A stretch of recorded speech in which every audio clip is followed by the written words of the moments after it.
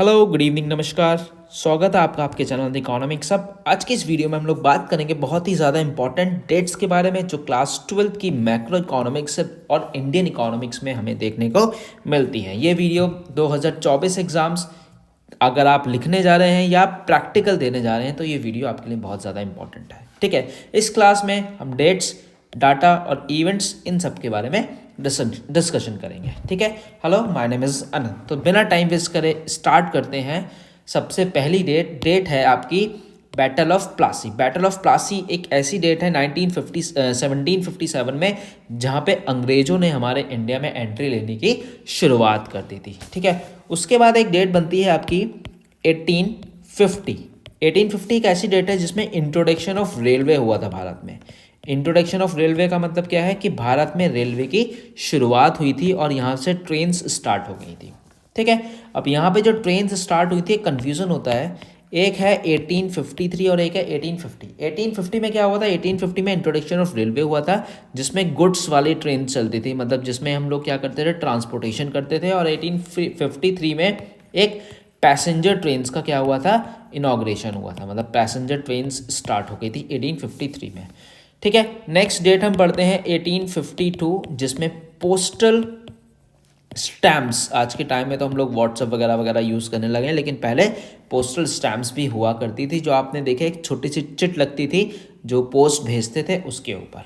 ठीक है, next we have 1854। 1854 में क्या हुआ था, ब्रिजेस का बनना शुरू हुआ था रेलवेज के, जिसके थ्रू आज भी हम लोग बहुत जगह देखते हैं जो अंग्रेज़ों के बनाए हुए पुल हैं वो आज भी बिल्कुल उसी तरह से बने हुए हैं। ठीक है, नेक्स्ट अगर हम बात करें, नेक्स्ट वी हैव 1869 जिसको हम जानते हैं सुइज़ कैनाल। सुइज़ कैनाल एक बहुत ही ज़्यादा इंपॉर्टेंट डेट है और सुइज़ कैनाल आपको चैप्टर नंबर 1 ही इंडियन इकोनॉमिक्स के चैप्टर नंबर 1 में आपको देखने को मिल जाएगी और अभी रिसेंटली सुइज़ कैनाल बहुत ही चर्चित भी रही है। ठीक है, नेक्स्ट 1881 में आपका ऑफिशियल सेंसस स्टार्ट हुआ था। सेंसस मतलब जनगणना स्टार्ट हुई थी। ठीक है, और एक डेट भी होती है इसमें 1872। इसमें क्या हुआ था, इसमें पॉपुलेशन की काउंटिंग स्टार्ट हुई थी, बट जो ऑफिशियल सेंसस हुई थी वो कब हुई थी आपकी, वो हुई थी 1881 में। ठीक है, नेक्स्ट डेट है आपकी 1907। 1907 में टिस्को, जिसको हम आज के टाइम में टाटा स्टील्स के नाम से जानते हैं, इसका इनॉग्रेशन हुआ था 1907 में। ठीक, नेक्स्ट डेट इज 1921। ये बहुत ही ज़्यादा इंपॉर्टेंट डेट है। This is the year of great divide. Year of great divide इसको क्यों बोला जाता है? ईयर ऑफ ग्रेट डिवाइड इसको इसलिए बोला जाता है क्योंकि 1921 के बाद से जो इंडिया की पॉपुलेशन थी वो कंसिस्टेंसी बढ़नी स्टार्ट हो गई थी। ठीक है, नेक्स्ट डेट इज 1935 जिसमें आरबीआई का स्टैब्लिशमेंट हुआ था। ठीक है, आरबीआई का स्टैब्लिशमेंट हुआ था 1935 में। नेक्स्ट 1949 जिसमें आरबीआई को नेशनलाइजेशन मिला था। ठीक है, आरबीआई क्या हुआ था, नेशनलाइज हुआ था। ठीक है, समझ में आई बात। Next is 1944। 1944 में आपको दो इवेंट्स देखने को मिलते हैं, that is IMF international monetary fund और एक IBRD international bank for reconstruction and development, जो आज के टाइम में वर्ल्ड बैंक के नाम से हम लोग जानते हैं। ठीक है, एक डेट और आप याद रखेंगे 1948। 1948 में आपका क्या था, IPR क्या है आपका, इंडस्ट्रियल पॉलिसी रिजोल्यूशन 1 फर्स्ट भी इसको बोल सकते हैं। और यहाँ पे एक चीज़ और है, GATT जनरल एग्रीमेंट टैरिफ और ट्रेड। क्लियर है। नेक्स्ट 1949 में चाइना बना था। नेक्स्ट 1947 में हम सब जानते हैं इंडिया और पाकिस्तान में का क्या हुआ था, एक बंटवारा हुआ था और 1947 में हमें इंडिया और पाकिस्तान देखने को मिला था। नेक्स्ट 1950 में तुरंत हमारे भारत सरकार ने प्लानिंग कमीशन का गठन किया था। आपको पता होना चाहिए 1951 में क्या हुआ था, 1950 में प्लानिंग कमीशन का एक गठन हुआ था, जो सरकार ने प्लानिंग कमीशन बनाया था इंडियन इकोनॉमी को आगे बढ़ाने के लिए।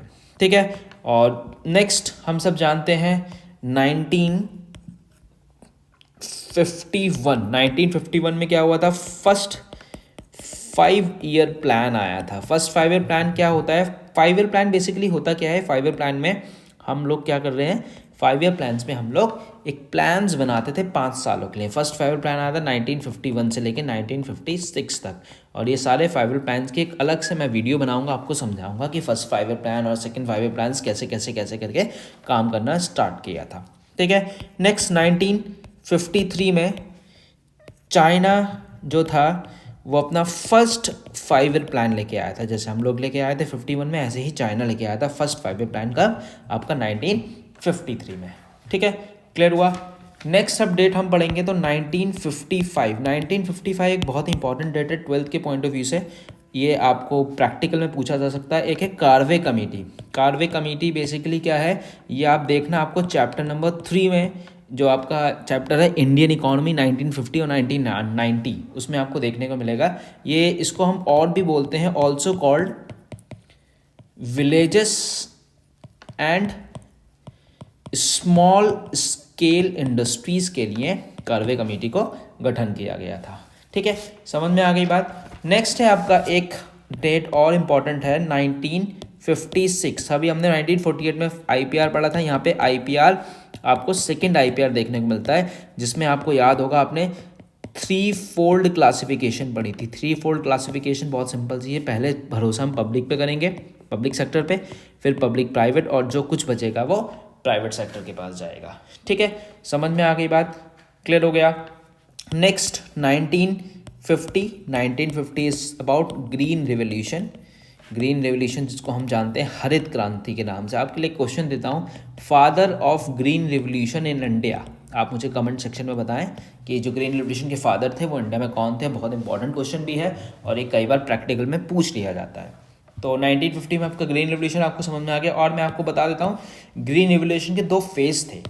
अगर आपसे कभी कोई पूछे फेजेस ऑफ ग्रीन रेवोल्यूशन, तो phase number 1, phase number 2। Phase number 1 जो है वो 1960 से लेकर 1970 तक था, और जो 1970 से 1980 तक था उसको बोलते हैं हम लोग सेकेंड फेज। ठीक है, ये बेसिकली क्या था, फर्स्ट फेज में जो ग्रीन रिवोल्यूशन हुआ था वो लिमिटेड एरिया में और लिमिटेड सीट्स को लेके हुआ था 1907 में। इसको हमने थोड़ा थोड़ा करके 70 और 80s में सेकेंड फेज में ब्रॉड करना स्टार्ट कर दिया था। समझ में आ गई बात। तो एक ग्रीन रिवोल्यूशन है, फादर ऑफ ग्रीन रिवोल्यूशन आप मुझे कमेंट सेक्शन में ज़रूर बताएगा कौन है। ठीक है, क्लियर हो गया। उसके बाद एक मैं यहीं लिख देता हूँ, 1961 में आपका न्यू एग्रीकल्चर पॉलिसी आई थी। न्यू एग्रीकल्चर पॉलिसी, जिसमें हमें नए नए बहुत सारे rules and regulations agriculture sectors में देखने को मिले थे। ठीक है, next we have India China Pakistan से डेट। बच्चे बहुत सारे कंफ्यूज होते हैं, सर कौन सी डेट याद करें कौन सी डेट याद नहीं करें। तो इसमें 1965 और 1976 के बीच में ग्रेट, आपको याद होगा प्रोलेटेरियन, इसकी स्पेलिंग प्लीज़ देख लेना, रिवॉल्यूशन, ग्रेट प्रोलेटेरियन रिवॉल्यूशन आया था, जिसमें आपकी बुक्स में एक वर्ड भी दे रखा है, नाम भी दे रखा है, माओ ज़ेडोंग करके। ठीक है, क्लियर हो गई बात। एक है 1969 is one of the most important. मैं इसे रेड से लिख देता हूँ और बोल भी इसको हाईलाइट कर देता हूँ। 1969, देखिए 1969 क्या है, 1969 एक बहुत ही ज़्यादा इंपॉर्टेंट डेट है जहाँ पे नेशनलाइजेशन हुआ था हमारे कॉमर्शियल बैंक्स का। बहुत सारे कॉमर्शियल बैंक्स क्या हुए थे, नेशनलाइज हुए थे 1969 में। क्लियर हो गया, समझ में आ गई बात। नेक्स्ट वी हैव 1970 जो है उसको हम बोलते हैं ऑपरेशनल फ्लड। और 1970 में एक बहुत अच्छी चीज़ है, that is white revolution. White revolution मतलब किसके लिए होता है, मिल्क के लिए होता है। ये 1 मार्क्स में क्वेश्चन कई बार बोर्ड्स में पूछा भी गया है। ठीक है, नेक्स्ट 1974 एक एक्ट है CPCB, मतलब इसका फुल फॉर्म होती है सेंट्रल पॉल्यूशन कंट्रोल बोर्ड। ठीक है, तो ये 1974 में आया था। बहुत सारी इंडस्ट्रीज को उन्होंने रिस्ट्रिक्शन किया था। नेक्स्ट वी हैव 1975 में RRB, रीजनल रूरल बैंक्स को इस्टेब्लिश करा गया था। और एक बहुत इंपॉर्टेंट डेट है, ये 12th के जो बच्चे एग्ज़ाम देने जा रहे हैं, चाहे वो कभी भी देने जाएं, ये बहुत इंपॉर्टेंट डेट्स उनको पता होनी चाहिए। 1979, that is one child policy. आप भी मेरे साथ रिपीट कर सकते हैं। 1979 में क्या था, वन चाइल्ड पॉलिसी आई थी। क्या अभी भी वन चाइल्ड पॉलिसी चलती है? तो आपका आंसर होगा नहीं, वन चाइल्ड पॉलिसी अब एंड हो गया है। कब हुआ है, 2016 में एंड हो गया था। ठीक है, इसी के साथ मैं आपको एक और चीज़ बता देता हूँ। चाइना में रिफॉर्म्स हमें देखने को मिले थे कब? 1978 में। ठीक है, चाइना में रिफॉर्म्स हमें कब देखने को मिले थे? 1978 में हमें चाइना में बहुत सारे रिफॉर्म्स भी देखने को मिले थे। क्लियर हो गई बात? समझ में आया? नेक्स्ट 1982 में क्या हुआ था? नबार्ड। नबार्ड आप सब जानते हैं। नबार्ड क्या है? National agriculture bank for rural development. ये बेसिकली वो बैंक है जो रूरल एरियाज़ में काम करता है, और ये जो भी रूरल एरियाज़ में बैंक हैं, जैसे प्रथमा बैंक एक बहुत फेमस बैंक है, उन ऐसे बैंक्स को क्या करता है, ये ग्रामीण सेक्टर्स बैंक को सपोर्ट करता है, उनको आगे बढ़ाता है। ठीक है, आपका एक चैप्टर है एनवायरमेंट सस्टेनेबल डेवलपमेंट। ठीक है, तो उसमें एक डेट आपको इंपॉर्टेंट है, बच्चे स्किप कर देते हैं, आपको स्किप नहीं करनी है। 1986 एनवायरमेंट प्रोटेक्शन एक्ट याद कर लेना। और जो बच्चे कॉमर्स के हैं, जो कंज्यूमर प्रोटेक्शन एक्ट पढ़ते हैं, उनके लिए भी यही डेट है, कॉपरा कंज्यूमर प्रोटेक्शन एक्ट 1986। अब जो चेंज हो गई है, क्या हो गई है? 17 और 18 और 19, मुझे कमेंट सेक्शन में ज़रूर बताएगा एक ही वाली डेट। ठीक है, आपके दो होमवर्क हो गए, एक मुझे ग्रीन रिवोल्यूशन बताएंगे, कोपरा कंज्यूमर प्रोटेक्शन एक्ट 1996 से चेंज होके क्या हो गया है। ठीक है, क्लियर हो गई बात? और फिर 1988 में पाकिस्तान में रिफॉर्म्स आए थे, बहुत सारे बदलाव लेके आया था पाकिस्तान, लेकिन बदलाव लाने का शायद इसका कोई फ़ायदा हुआ होगा। और उसके बाद है 1991 इंडिया के लिए बहुत ही इंपॉर्टेंट डेट है। एलपीजी, जिसको हम एनईपी के नाम से भी जानते हैं, न्यू इकोनॉमिक पॉलिसी। एलपीजी की फुल फॉर्म आपको बहुत इंपॉर्टेंट पता होनी चाहिए, लिबरलाइजेशन, प्राइवेटाइजेशन और ग्लोबलाइजेशन। ठीक है, एलपीजी 1991। क्लियर हुआ? समझ में आई आपको इतनी बात? ठीक है, तो 1991 इंडिया के लिए एक बहुत ही डायनामिक ईयर था, मतलब बहुत सारी चीज़ें हमें देखने को मिली थी। ठीक, next we have the date is 2004। 2004 में क्या था? NFFW, national food for work. फिर इसको बदल के 2005 में हमने क्या कर दिया था? नरेगा कर दिया था। क्या आज भी ये है? जी नहीं, अब इसका नाम क्या हो गया है? अब इसका नाम हो गया है मनरेगा। और ये कब हुआ है? 2009 में। ये बहुत ही चीज़ आपको पता होनी चाहिए। 2004 में national food for work programme था, जिसको 2005 में नरेगा कर दिया गया था, और 2009 में इसको मनरेगा कर दिया गया था। बहुत ही पॉपुलर स्कीम है और आपकी बुक्स में भी ये गिवन है, आप ध्यान से देखना। ठीक है, तो ऑलमोस्ट डेट्स कंप्लीट हो गई हैं और आप देख लेते हैं। चलो, और 2014 में मेक इन इंडिया, जब हमारे मोदी जी आए थे, ठीक, मेक इन इंडिया लेके आए थे, और भी बहुत सारी योजना लेके आए थे, ज़्यादा आपको योजना पढ़नी नहीं है। जन धन योजना, ये कुछ इंपॉर्टेंट योजना है, ये योजनाएं हैं जो मैंने आपको बता दिया, 2014 में मोदी जी लेके आए थे।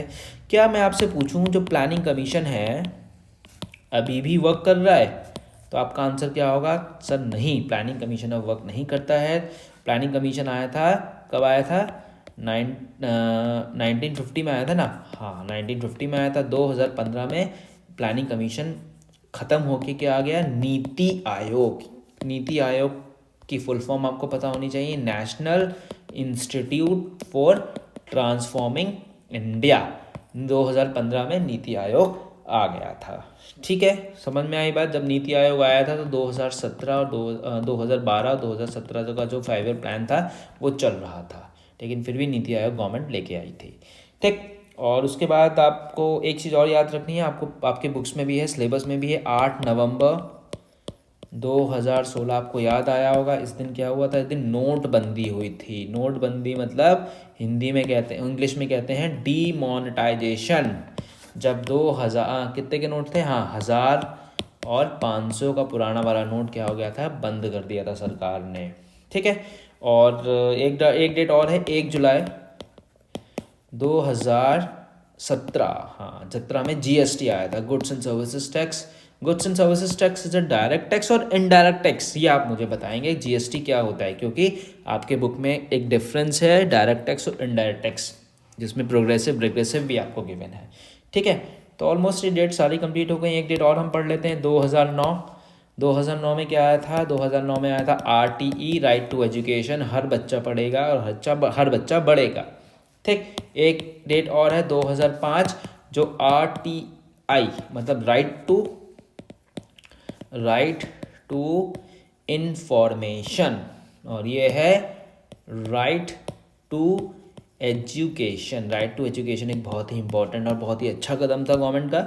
और 2005 में आरटीआई आया था, right to information. Right to information का मतलब होता है कि अगर आपको कहीं से कोई प्रॉब्लम है, किसी से कोई समस्या है कि आपने पैसा दिया लेकिन उसका आपको रिस्पॉन्स नहीं मिल रहा है या क्या नहीं हो रहा है, तो आप सीधे आरटीआई डाल सकते हैं। उससे आपको पूरी जानकारी, आपने जो जो चीज़ करी है वो आपको पता लग जाएगी।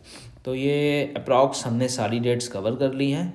और अगर आप कभी भी कोई आपको लग रहा है कोई डेट छूट गई है तो आप मुझे कमेंट सेक्शन में बता सकते हैं और कमेंट सेक्शन में उस डेट को मेंशन भी कर सकते हैं। तो ये था सारा डेट्स जिसमें हमने मैक्रो इकोनॉमिक्स और Indian economic development class 12th की डेट्स, इवेंट्स को हमने कवर करने की कोशिश करी। अगर कोई डेट्स रह गई है तो आप मुझे कमेंट सेक्शन में बता सकते हैं। और मुझे आप क्या बताएंगे, आप बताएंगे आपके क्या नाम है, क्या क्वेश्चन दिया था मैंने आपको, ग्रीन रेवोल्यूशन के फादर कौन है, तो आप ग्रीन रेवोल्यूशन के फादर को नेम भी कमेंट सेक्शन में मेंशन करेंगे, ठीक है।